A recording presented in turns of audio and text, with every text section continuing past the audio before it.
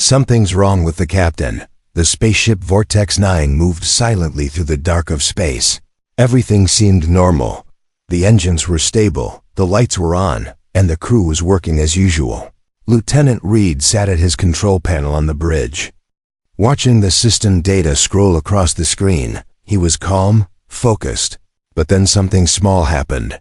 The lights above him flickered for half a second. He looked up, confused. That never happened before. Across the room stood Captain Zeltar, a tall alien with silver blue skin and glowing eyes. He was from the planet G-Core, a race known for their psychic powers and strong minds. But today, the captain looked off. He was sweating, or at least something like sweat was dripping down his neck. His hands were shaking slightly, and his breathing was heavier than normal. "Captain, are you all right?"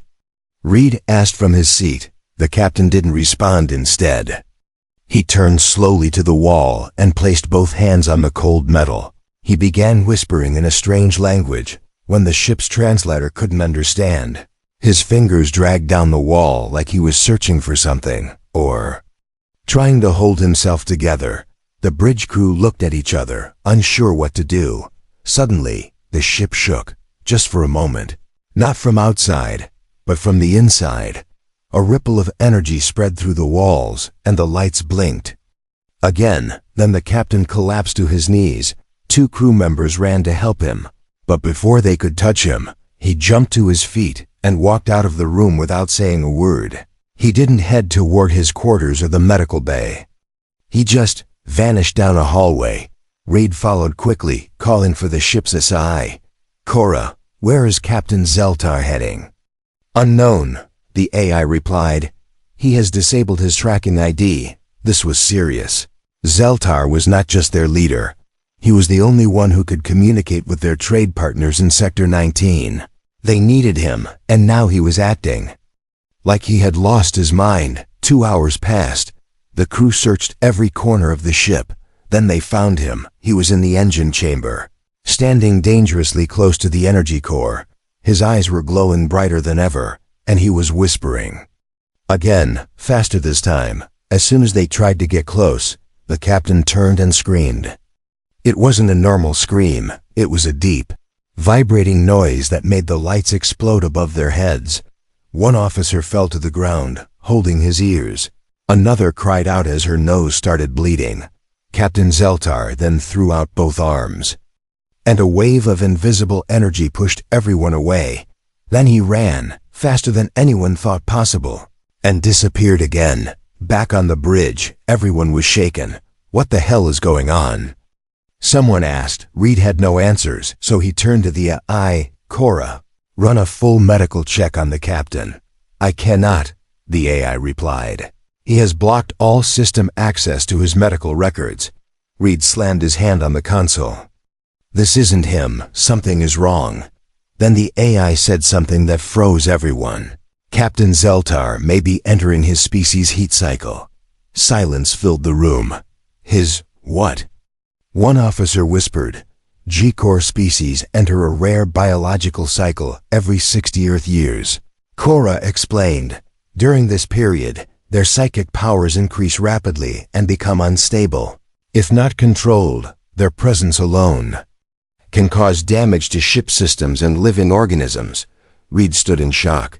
No one had told them this before. No one had warned them. What happens if it gets worse? He asked quietly. "If not treated," the AI said, "he may become a threat to the entire crew." An alarm sounded suddenly. "Medical bay sealed," the AI announced. "Unauthorized entry detected." Security cameras showed Captain Zeltar inside the medical room, smashing equipment. He was screaming again, but this time, it was mixed with pain, fear, and rage. "Seal the lower decks," Reed ordered. "Don't let him near the core again." The crew rushed to follow the command. Outside the medical bay, the walls began to hum. The psychic energy was rising again. Reed knew they didn't have much time. Something inside the captain was breaking free, and if they didn't find a way to stop it, the ship wouldn't survive the next surge. Asterisk. The heat cycle begins. Captain Zeltar had locked himself inside the medical bay. The reinforced doors hissed as the pressure system sealed shut. Inside, lights flickered red, alarms buzzed low, and glass cracked under his powerful psychic. Energy, Lieutenant Reed stood outside with 2 engineers and a medic, watching the feed from a small monitor. The captain was pacing like a trapped beast. Every step he took bent the floor slightly. His breathing was loud, unsteady, almost animal. What's happening to him? Whispered Ensign Lyra, her face pale. Reed didn't have an answer, but the ship's AI, Cora, did. Biological data suggests the captain is now in the early stage of the G-core heat cycle. Kora's calm voice echoed through the hall. It is a rare phase of life where physical and psychic systems enter reproductive overdrive. The crew exchanged confused glances. Reproductive overdrive?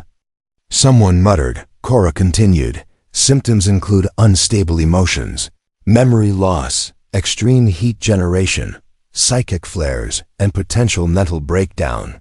Reed took a deep breath. Can he be cured? There is no cure on board, Cora replied. The only known substance to stabilize the G-core during this phase is beryllium root, harvested only on planet Draxus 6. Reed stared at the closed medical doors. Draxus 6. That planet had been marked forbidden by the Galactic Council 3 years ago. No ships in, no signals out. What was the captain thinking? Why hadn't he told anyone? The captain's scream echoed again from inside the bay, loud enough to shake the walls. Reed backed away, feeling a sharp pulse in his head, like static crawling inside his brain. He gritted his teeth and turned to his crew. We're going to Draxus 6, he said firmly. Prep the ship. The bridge turned cold and quiet as Reed gave the order to change course. Set a jump for Draxus 6, stealth mode, avoid council. Patrol routes. Aye, sir, the pilot responded, hands slightly shaking. No one liked the idea of going there. The last ship that entered Draxus 6 never came back. Cora tried to advise against it. The council has placed heavy restrictions on that zone, she warned. Entering it without permission is a violation of. We're not letting him die, Reed interrupted. Not like this. Down in the engine room, power flickered as the ship prepared for a long jump. Meanwhile, in the medical bay, Captain Zeltar lay on the floor, whispering names. He wasn't alone in his mind anymore. Voices spoke to him, some from memory, some from places far, far away. His body glowed brighter with each passing hour. His skin burned hot against the cold tiles. Images flashed in his mind. A cave under blue trees, a hand reaching out, the scent of the beryllium root. He could feel it calling him. He needed it to survive, or else he would lose himself forever. 10 hours later, the ship arrived at Draxus 6. It floated quietly in orbit above the dark green planet. Thick clouds swirled below, hiding the surface like fog over deep water. Atmosphere breathable, said the sensor officer. Radiation levels low. But something's off. The crew looked at the readings confused. There was no sign of life. But multiple heat signatures were moving across the surface, fast, unpredictable. Not animals and not human either. We'll take the shuttle down, Reed said, grabbing his gear. 2 engineers, 1 medic, and me. The captain has less than 24 hours. The shuttle descended through the clouds, flying low over the twisted jungle below. Trees were tall and glowing blue, with thick vines hanging like snakes. Strange sounds echoed from the forest, and shadows moved between the leaves. They landed near an old research station, rusted and half buried in dirt. The doors were open, swinging slowly in the wind. This doesn't feel right, said the medic, looking around. Stay close, Reed said. Weapon ready, inside the station, they found broken screens, old notes, and dried blood. Someone had left in a hurry or had been taken. Reed picked up a dusty file labeled Project Beryllium, Human Trials. His hands froze. What the hell is this? The report inside spoke of experiments done years ago, trying to test beryllium on humans to increase psychic control. It failed horribly. Subjects went mad, and one even exploded from inside. But at the bottom of the report was a handwritten note. The G-Core respond well, too well, almost godlike. Reed closed the file, a chill running down his spine. The captain wasn't just in heat. He was becoming something else, something the human body could never survive near. Suddenly, an engineer shouted, "Found it! The beryllium root!" He held up a small silver plant, glowing faintly. It was inside a containment box. Still alive, still pure. Just as they were about to leave, the floor shook. Screams echoed from outside. Not human, not alien, but something in between. Dark shapes ran between the trees, too fast to see. "We need to leave now," Reed yelled, grabbing the root and running to the shuttle as they blasted off. Reed looked down at the jungle. Something was watching them. He could feel it. Something that wasn't happy they had taken the root. Back on the ship, the captain lay still, skin glowing, heartbeat slowing. Reed held the root in his hand. "This better work," he whispered, "or we all die with him." The Forbidden's planet. The shuttle shook violently as it flew back toward the spaceship Vortex 9.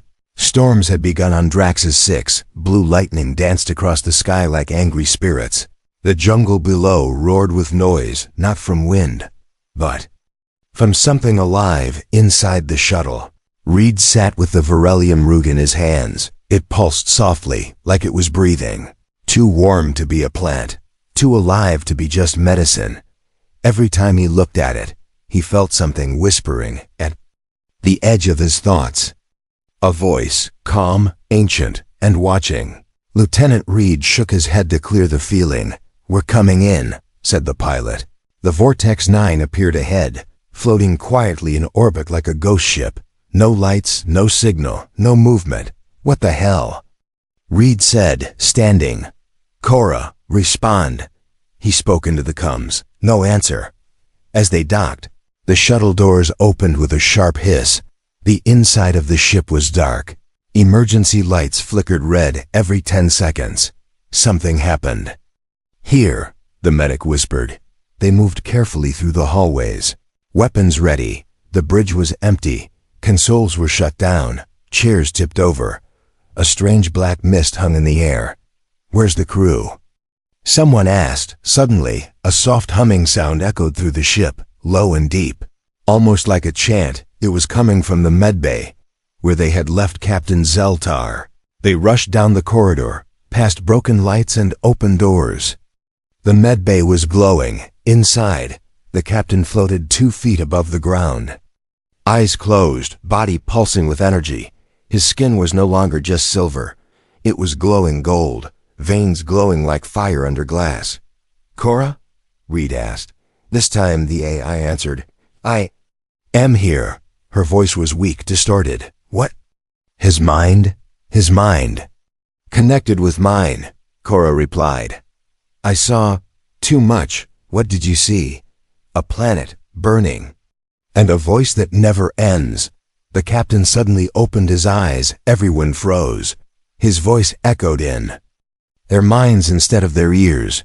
"You brought it back," he said, looking at the root in Reed's hand. "Do you know what you've done?" Reed stepped forward. "You're dying," he said. "This root is the only way to save you." The captain shook his head slowly. "It won't save me," he whispered. "It will change me." Flashback images filled the room, not from a screen, but straight into their minds. They saw a different Draxus 6, one from long ago. A lab hidden underground, humans in white suits experimenting with beryllium root, aliens screaming inside cages. And one word on every screen: evolution. The humans weren't just studying the root. They were trying to use it to control alien minds. And it worked. Until the aliens fought back, until the planet itself became alive. The captain fell to his knees. His voice returned to normal, weak and shaking.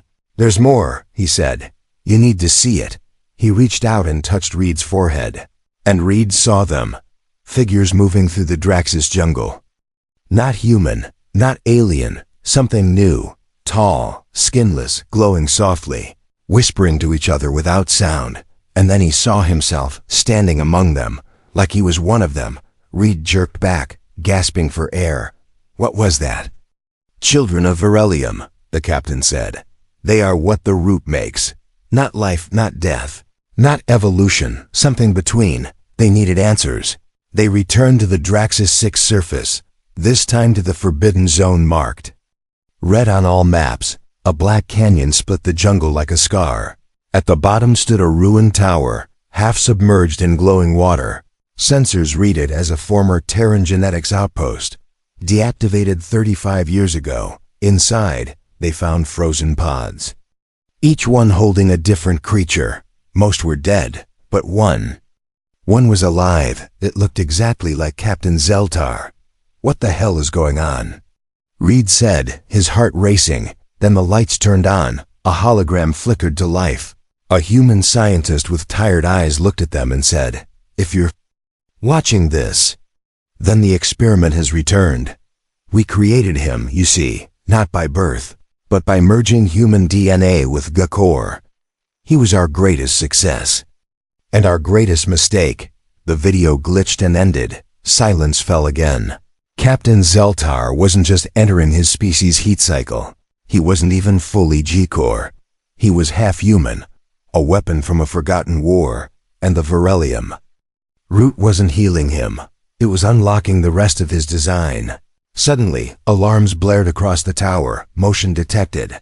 200 meters and closing fast. Reed looked out the shattered window and saw dozens of glowing figures running through the jungle toward them. "Grab everything, we're leaving." The crew rushed back to the shuttle with the files and samples. As they flew upward, Reed looked down one last time. The jungle was alive, watching them leave. Back on the ship, Captain Zeltar was silent, but his eyes were no longer glowing. They were changing color, asterisk echoes of the past. Captain Zeltar sat silently in the medbay. His eyes, once golden and glowing, were now shifting in color. Red, green, then blue. Like his body couldn't decide what species it truly belonged to. Lieutenant Reed stood by the glass, watching, thinking. They had brought the Verelium root. They had discovered the hidden lab. And now they knew the truth. The captain wasn't just an alien. He was part human. Created in a lab, engineered for control, not born built. The files recovered from Draxus 6 were still uploading into the ship's system. Hundreds of logs, videos, and documents. Most were corrupted, but some were clear enough to tell a story. A story no one on the crew was prepared for. Inside the command room, Reed played a decrypted log from 37 years ago. The screen flickered, showing the face of a young scientist, her voice shaky. "Project Verelium was never meant to go public," she said. "The Council ordered us to create peacekeepers, beings with perfect psychic control. We used Gore subjects for their power, and human DNA for obedience." She paused, eyes full of fear. "But the result was not what we expected. The hybrids developed faster, smarter, and stronger. And one of them, Subject X9, became something else." Reed leaned forward. "X9, Captain." Zeltar was Subject X9. He escaped containment. The log continued. "Slaughtered half the team, vanished into the jungle. We lost all trace. And the Council. They buried the entire planet, said it never existed." The screen went black. The room was silent. Meanwhile, deep inside his sealed chamber, the captain opened his eyes again. He felt pain, sharp and burning, but he also felt something. Growing memories returned, not his own, but ancient ones from the Verelium root. From the planet itself, he saw the first tree blooming, the first flame of psychic life. He saw humans walking into that jungle, proud and blind, turning roots into weapons, minds into machines. He screamed, and the glass walls of the medbay cracked. The ship lights flickered once again, but this time, no one panicked. They knew. The captain was no longer just alien or human. He was something new, something awakened. Reed stood on the bridge, listening to another audio log. This one was older, from the head scientist, a man named Dr. Rillan Graves. "We weren't playing God," he said in the log. "We were trying to protect the galaxy. You don't understand what's coming." Reed paused the log. What did he mean, what's coming? He played the rest. "The beryllium isn't just a plant," the voice continued. "It's a neural key. It connects all life it touches. If too much is used, it opens. The echo. And the echo is not a place. It's a presence." Suddenly the lights dimmed. Kor's voice came on, shaky again. "Commander Reed, we have a problem." "What is it?" "Something's trying to connect with the ship." "Connect how?" "Psychically," she said. "It's not the captain. It's something." Outside, on the lower decks, crew members reported seeing shadows, not real, hallucinations. Or maybe memories, a child calling from the corridor, an old song playing in the shower. A dead crewmate walking by the door. Reed ordered everyone to stay together. No one was allowed to be alone. He returned to the medbay, where the captain sat calmly now. His skin had stopped glowing. His eyes were human again. "Talk to me," Reed said, standing outside the cracked glass. The captain looked up. "You found it, didn't you?" he asked, voice soft. "You know who I am," Reed nodded. "You're one of us." "No," Zeltar replied. "I'm what happens when you try to control evolution. They made me a soldier, but the root made me something else." Reed leaned forward. "What is the echo?" he asked. The captain paused, then whispered. "It's what waits for minds strong enough to hear it. The beryllium connects everything. Planets, people, memories. And if you take too much, it connects you to the source." Reed frowned. "What source?" "The first thought," Zeltar said. "The first fear. The echo is not alive, not dead, just listening. And now it has heard us." Alarms blared again. A shockwave hit the ship from deep space. No visible attacker, no weapon fired. Yet systems failed one by one. Oxygen control, artificial gravity, door seals, all flickering. Kor's voice returned. "Something is inside the ship." Reed looked at the crew. "No, something is inside us." The captain said suddenly. Every screen on the bridge displayed a single image. A face or many faces blurred into one. Eyes black, mouth open in silent scream. Then the lights went out. The crew scrambled, using emergency lights, trying to restore control. Reed ran to the core chamber and froze, floating above the power core was a shape. Not quite solid, not quite energy. It looked like someone they knew. Ensign Lyra screamed. "It's my sister," she said. But her sister had died 2 years ago. The shadow turned toward them and smiled. Reed aimed his weapon, but Zeltar stepped forward. "No," he said. "Don't shoot. They're not real. They're echoes." The shadows surrounded them, whispering memories, old regrets, forgotten faces. Some crew dropped to the floor, crying, lost in visions. But Reed held on. He knew what this was. The beryllium root had unlocked a door, and now the echo of the past had come through. There was only one way to stop it. Inject the captain with the full dose of beryllium and complete his transformation. Or destroy him and the root before the echo takes control of his evolving mind. Reed stood at the edge of decision. His hand held the injector. The captain knelt before him, eyes full of pain, but also understanding. "Choose," the captain whispered. "Save me. Or stop me." Mutiny in the stars. The injector trembled in Reed's hand. He stood in front of Captain Zeltar, whose body flickered with golden energy like a dying star. The crew had gathered behind him, silent, waiting, afraid. On the floor lay the last vial of beryllium root. Pure, glowing, alive. They had one chance. Use it to complete the captain's transformation, or destroy it before the echo consumed him completely. "Commander," said Ensign Lyra softly, "we don't even know what he'll become." Reed looked down at the alien-human hybrid kneeling in front of him. "Neither does he," Reed whispered back. Suddenly, a voice broke the silence. "We shouldn't save him." It was Lieutenant Hawley, weapons officer. Strong, loyal, but always suspicious of the captain. He stepped forward. aiming his pulse rifle directly at Zeltar's chest. "This thing is not our captain anymore," he said, voice steady. "It's a weapon built by people who lied to us. And now it's infected with something that isn't even alive." Reed raised his hand. "Lower your weapon," he said. "No," Halle replied. "We've seen what it does. Hallucinations, control, that echo. He's a danger to this ship and you know it." Reed stepped between them. "This ship is full of danger already," he said. "The only person who's been fighting it is him." But others in the room began whispering, some nodding slowly at Hale's words. The fear was spreading. Not just fear of the captain, fear of the unknown, of transformation, of the Verelium, of becoming something less than human. Then the power cut out again. Darkness filled the room, followed by the cold whisper of the echo.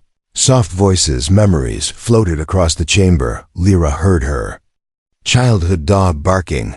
The medic saw her dead brother in the corner, smiling. Reed felt his mother's hand on his shoulder. Even though she had died 12 years ago, the captain spoke in a calm, sad voice. "This is how it begins," he said. "Echo finds your memories, your emotions, and pulls them out, until you don't know what's real anymore." Suddenly, Halle screamed and fired his rifle, not at Zeltar, but at the wall. Everyone ducked. Sparks flew. A pipe burst open, spraying steam. "I saw it," Halle shouted. "It was crawling toward me. It had my father's face." Reed grabbed his arm. "There's nothing there." But Hale's eyes were wide, lost. He shoved Reed aside and pointed the rifle back at the captain. "He has to die." Then chaos broke out. 3 crew members tried to stop Halle, but one of them pulled a weapon too. Yelling filled the air, people fighting each other. Blinded by visions and fear, in the madness, someone fired. A single pulse hit the ceiling, and the whole deck shook. The containment field over the engine core weakened. Kor's voice returned, damaged but active. "Warning, core integrity compromised." Reed pushed through the chaos and reached the captain. "You have to stop this," he said. Zeltar looked around at the screaming crew. "If I connect with the echo now," he said, "there's no going back." Reed looked down at the injector. "Maybe there's no going forward either." Then Lyra stepped forward. Eyes clear.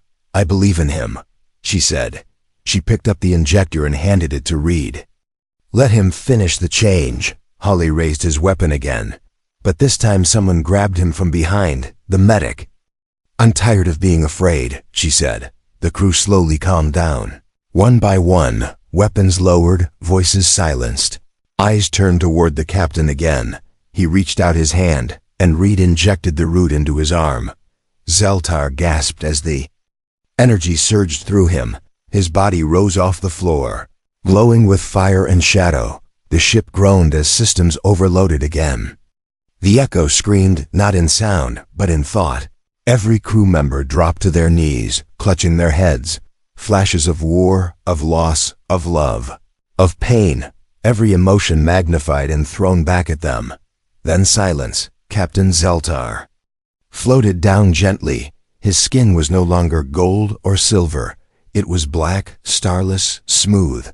His eyes were white, glowing like small suns, and when he spoke, it echoed with thousands of voices behind his own. "I remember," he said.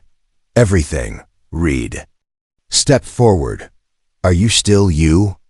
The captain smiled faintly. "No," he said. "I am more."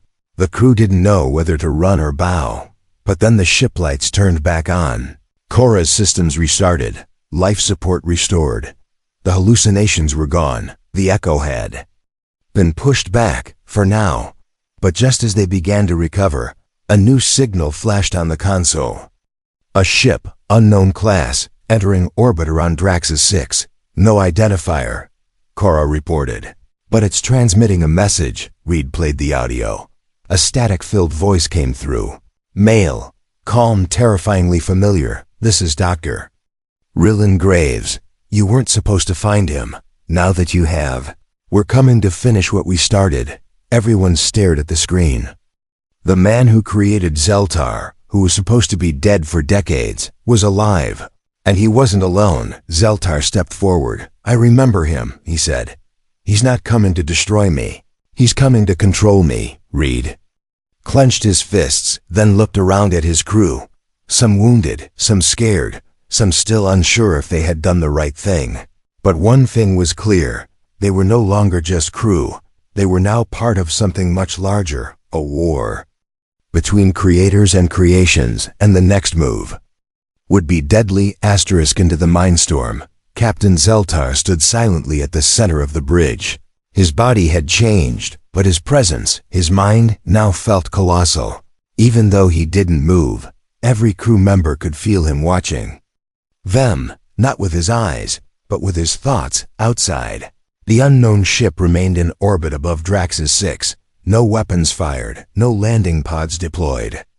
Just the same signal on repeat.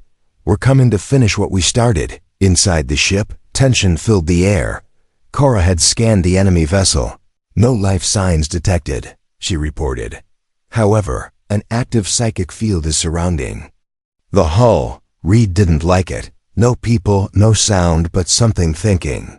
It felt wrong, like a dream repeating itself before waking up screaming. Then Zeltar spoke. "They're not here in body," he said. "They've already entered the mindstorm." Reed frowned. "What's the mindstorm?" Zeltar turned to face him, his glowing white eyes calm. "It's a place between thoughts," he said, "where the echo waits, where the strongest minds can shape reality, and where the weakest get lost in their own memories forever." Suddenly, the lights flickered. One of the crew screamed. He dropped to the floor, hands shaking, eyes rolled back. "He's convulsing." The medic shouted, rushing forward. Reed bent beside the man and held his hand. But what he saw made his blood run cold. The crewman's eyes, they were glowing white. "Just like the captain's, he's been pulled into the mindstorm," Zeltar said. His mind touched the field surrounding the ship. Reed stood quickly. "We have to pull him back." Zeltar looked at him and said only one word. "You." "What?" "You have the strongest will here," the captain said. "If anyone can survive inside the mindstorm, it's you. But it won't be easy. You'll face not just the echo," he added, "but yourself." Minutes later, the medbay was transformed into a psychic entry chamber. Beryllium tech surrounded Reed's head. Wires, lights, humming crystals. Zeltar stood beside him, placing both hands on Reed's temples. "Breathe," he said. "Don't try to fight what you see. Accept it. Walk through it. And remember, nothing inside is real unless you believe it is." A surge of heat rushed through Reed's skull. Then silence. Then darkness. Reed opened his eyes and found himself standing in a city. But it wasn't real. Buildings floated above the sky, sideways and upside down. The ground was made of memories. His childhood bedroom, the academy, the first time he flew a ship. He stepped forward, and the world shifted. Suddenly he was in his childhood home, but everything was twisted. His mother sat on the couch smiling, but her mouth never moved. Her voice echoed from behind the walls. "Why did you leave me behind?" she said. "Why do you let people die?" Reed stumbled back. "No," he whispered. "You're not her."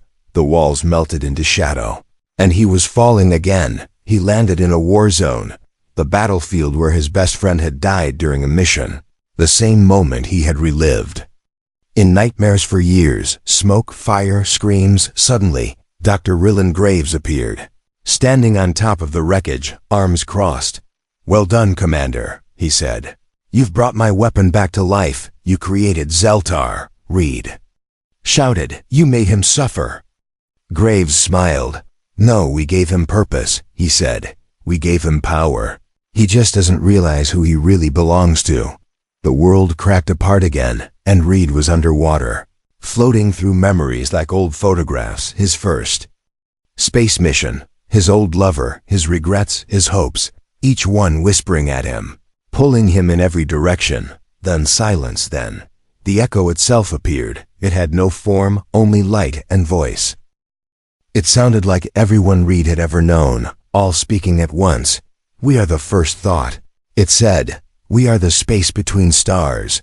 We are the price of remembering. Reed felt his mind splitting apart. His body felt distant, his identity dissolving. Then, a hand reached through the darkness. It was Zeltar, but not the captain as he was.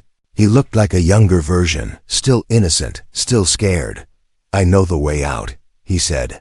"Follow me." They ran side by side through a tunnel of breaking thoughts. Shadows screamed.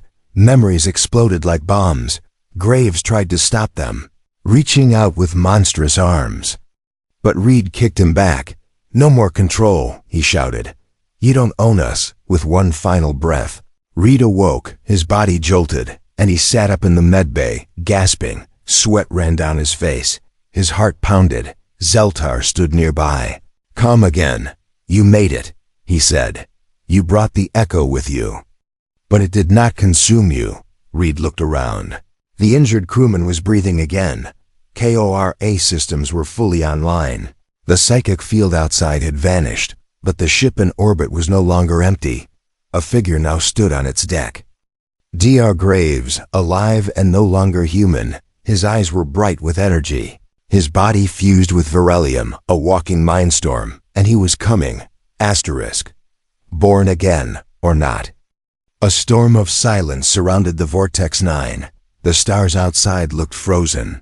Time itself felt slower, heavier, like the galaxy was holding its breath inside the ship. Captain Zeltar stood at the center of the bridge, glowing softly. He no longer looked fully alien. His face had softened, his posture more human. But his eyes, they were something else entirely. Not human, not G-Core, not even Beryllium-born. They were eyes that had seen the echo and returned. Across from him stood Commander Reed, still shaken from the mindstorm. And across the ship's long-range view screen stood their final enemy, Dr. Rillen Graves. Once human, once scientist, now something beyond both. He stood on the deck of the strange vessel floating in orbit, his body fused with beryllium crystal. Wrapped in energy, no longer aging, no longer dying, his voice cut through space like a knife. "I gave you purpose, X9, he said. "And now, I've come to claim it back." Reed stepped forward. "You lied to us," he said. "You turned science into slavery. You called it evolution, but all you made was fear." Graves smiled. "You think I feared evolution?" he asked. "I am evolution, Reed. I let go of flesh, let go of weakness. And now, I offer the same to you and to your crew." Zeltar spoke, voice calm but thunderous. "You built me to obey," he said. "But I found something stronger in myself. I found choice." Graves tilted his head. "Choice is a luxury of the weak," he said. "You were never meant to choose, X9. You were meant to lead the next species under my command." The psychic link between the two ships began to rise again. The crew felt it, the pressure in their minds, the pulling of thoughts. Memories started leaking into the air. Old loves, old wounds, regrets, betrayals, all visible like fog. But this time, the crew was ready. Reed clenched his fists. "Seal off all lower decks," he ordered. "Route power to the mind shield." Cora responded instantly. Mind barrier activated. Dr. Graves stepped forward, hand raised. The beryllium crystals on his arm glowed brightly. "If you won't submit, then you'll be erased." He launched a mental blast across space. It struck the Vortex 9, causing the ship to shake violently. Panels exploded.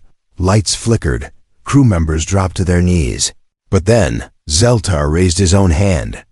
And the energy stopped mid-air, mid-thought, frozen in time. His body radiated silence. A deep, impossible stillness that cut through the chaos. And then, he spoke. "I am not your project. I am not your mistake. I am not your God. I am a new voice. And I will not echo yours." He pushed his arm forward, and the blast reversed. It tore through the psychic field, through space, through Graves' own ship. The hull cracked, alarms blared, the crystals in Graves' body began to pulse wildly. "You ungrateful weapon!" Graves screamed. "You're nothing without me." But Zeltar had already turned away. Reed stepped beside him, hand on his shoulder. "You have a choice," he said quietly. "End this, or rise above it." The ship's eye flickered. Cora to all decks, enemy vessel collapsing. Massive power surge detected. If Graves explodes, the shockwave will destroy us too. Zeltar looked at the stars, then at Reed. "There is one way," he said.